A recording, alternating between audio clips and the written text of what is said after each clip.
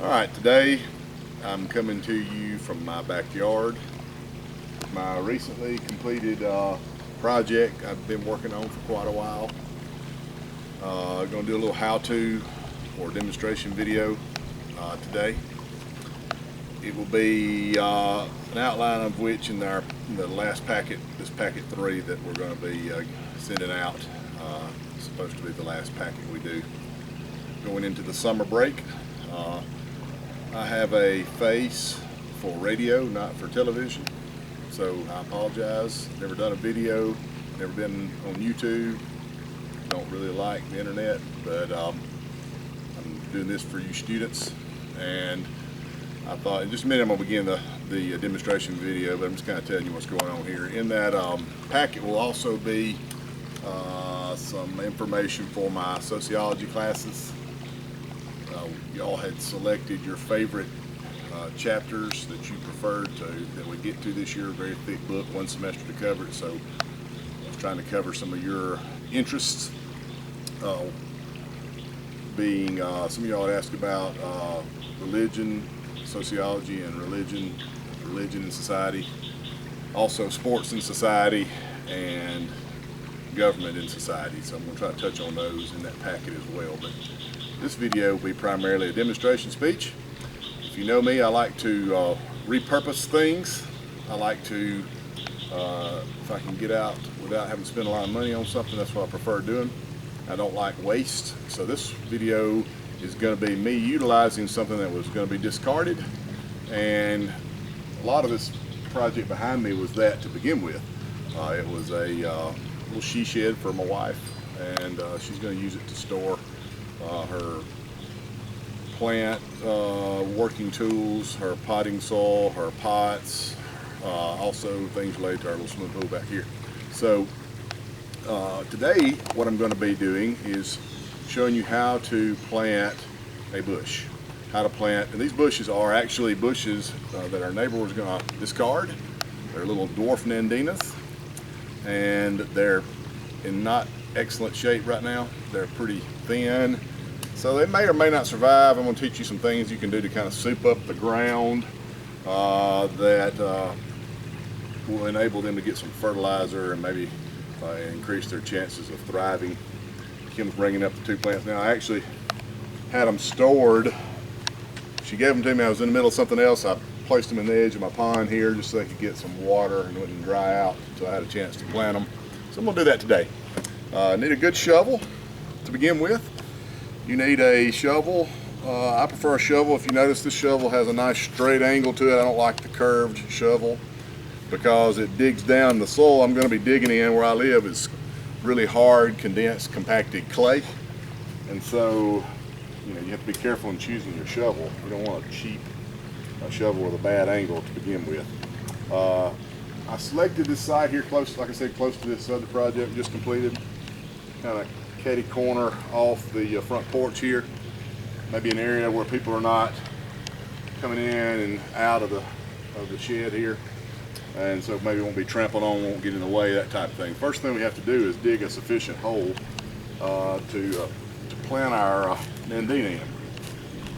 You'll notice, like I said, this ground here is pretty hard, pretty compacted, very dense soil, and the first layer you're getting through some plant roots, some grass roots, and so once you get that busted up, it gets a little easier. All right, there's our first chunk out. Notice, like I said, there's going to be some roots there usually anytime you go to break in new ground. And you want to make 3 or 4 inches circumference around the area of the root ball that you're going to be planting.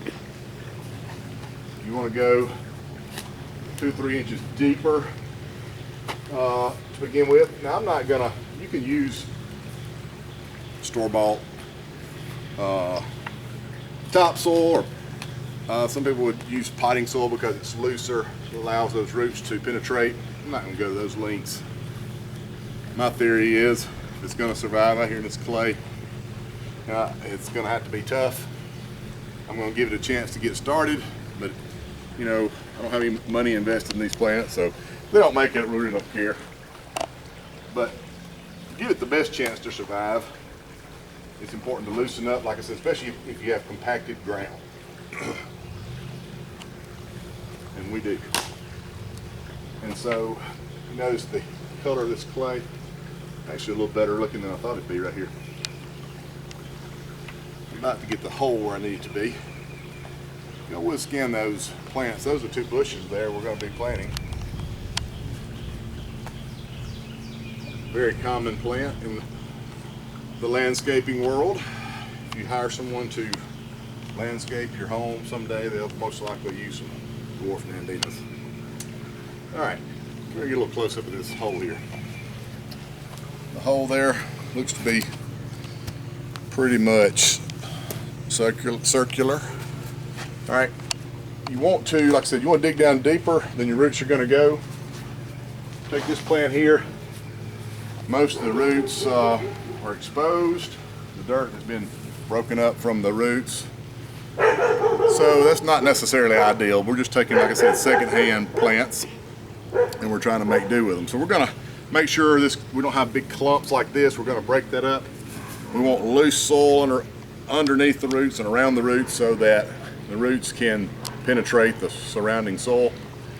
And I'm going to, like I said, I don't care too much about these plants, but I'm going to try to give them a chance to survive. So I'm going to add a little bit of fertilizer, a natural fertilizer. This is some fertilizer that I acquired out of my goat, I'm sorry, not out of my goat barn, but out of my chicken house. Over my shoulder here, I have a chicken house. I cleaned it out as far as scooping up the barnyard. The manure they collected at the bottom makes excellent fertilizer. And point of reference, you don't want to use fresh chicken manure. That's really strong stuff with burn plants, but this had been sitting in the bottom of that chicken house for a couple of years, so it's good and aged, and so it makes pretty good fertilizer. So I'm gonna mix some of that in as well. Come with me back here. Here we have some, here I put it in this old flower pot, some chicken barnyard right here. Really doesn't even have an odor anymore at this point. So I'm gonna get a good healthy scoop of that. Bring this to our planting site. Just gonna work that in with the dirt here. And like I said earlier, break up the clumps. Ensure that it's fairly well mixed. And it's just gonna give this nandina a little boost so that it can have a good start in its new environment.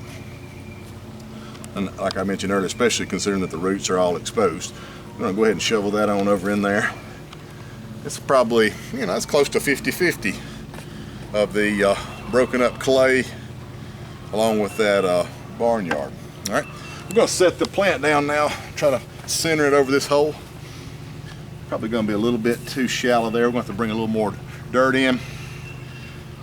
Horticulturists will tell you that you actually want the plant just a ½ inch to an inch above the ground line here.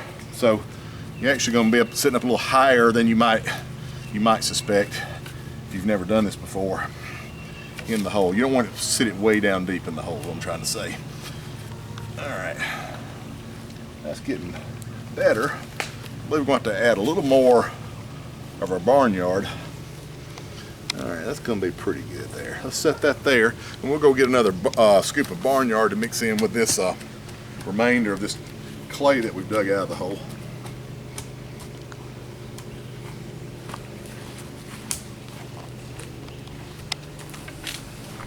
Side note, this shovel has 3 holes in it. The reason those holes are there is, like I mentioned earlier, this dense, heavy clay, when the moisture is high, sometimes you dig into it, it really suctions that clay to that shovel. It's hard to get loose, and that lets a little air get through there and creates and releases that vacuum seal and lets that clay turn loose from the shovel sometimes when you're digging. Also makes a nice way to hang it up on a nail inside your storage shed. So just a little pro tip for you. A little more of this rich, valuable natural fertilizer here.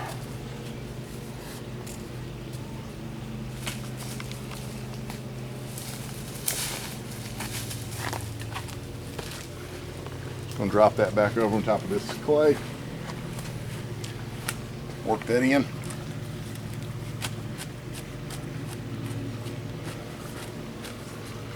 All right.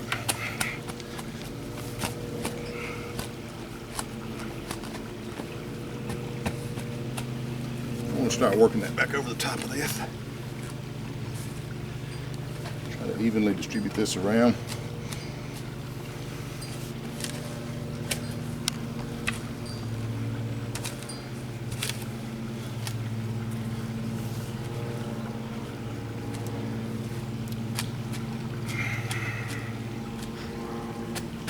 Some landscaping specialists will advise you to make a levee about the drip line of the exterior of the plant, make a circular levee all the way around, which would do a good job of helping retain moisture, primarily, would be the reason for that. All right, so we'll kind of do that now. And you don't want to stomp down and overly compact around the plant, a fresh planted plant like that. Just let it fill in, and rainfall will wash soil particles in around those roots, because again, you want the roots to be able to go where they need to go to grow. You don't want to compress those roots. You can go, if it's some plants you've invested some money in, you have your heart set on those doing well, there's something called root stimulator that you can apply that will increase the likelihood of your roots developing and nourishing the plant as it should. At this point, that's about where I want to conclude this planting process for this. Let nature take its course. I may take this big clot here and help form a little barrier over here. Might help it from washing away a little bit, but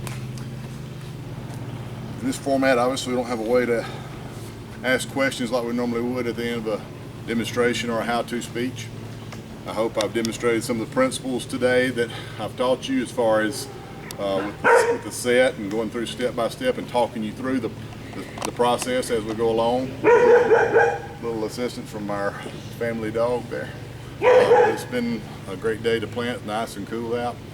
Hope you're making the most of your time away from school.